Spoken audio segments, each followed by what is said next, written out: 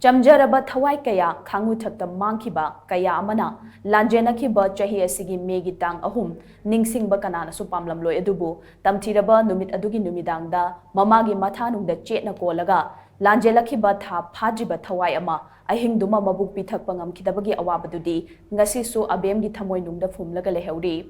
hiramasigi matangda torbung bangladagi abemna TOMTV ki staff reporter Yaipaba Maitai Kharibam amasung video journalist Laishram Ibungo da hai numit adu ningsing lubada ngasi su mittagi pi tagano haiba yade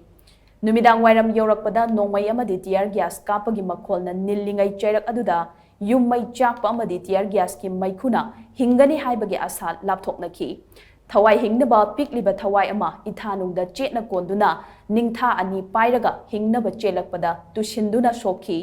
Saiton lambida chelaklaga afangba gari amada tongduna hingnaba chelaklaga moirang khunauda lakhibani punsigi tangka kayaga sagonaduna laklaba abemgi yumsu numit aduda mai thadoki haina paladuna mahakna makhataki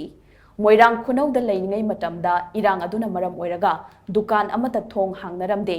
yum mai chakhiba thawaigi lanfamda leite leitangai marakta lanjelakhibagi awaba marakta PHABATTRIBA Echa ASIGI MABUK LAMBAGI TENGTHAKHOL mama ama OINA TABADA ADUKI MATIK WAKHI Ahingduma Echa adu MABUK ADUMAK Pithakpa Ngamkhidre HAINA YAMNA NINGAMDANA MAHAKNA MAKHA PAODAMLAKKHI Irang dukan banina ada angang du nomadum de dum sangom dum pithakidre pithakpa phangidre dum gas manam jina laingam dadane dum chenthora ga dagi angang ni lok sung e dagi sangom su puhawdre ba laibu su phangdaba adagi aing ju tumba yadaba mayam ji yumda amta leina dreba tiar gas manam ji ha ba yelaktana loin chenthora rakbadagi dagi chele angang ji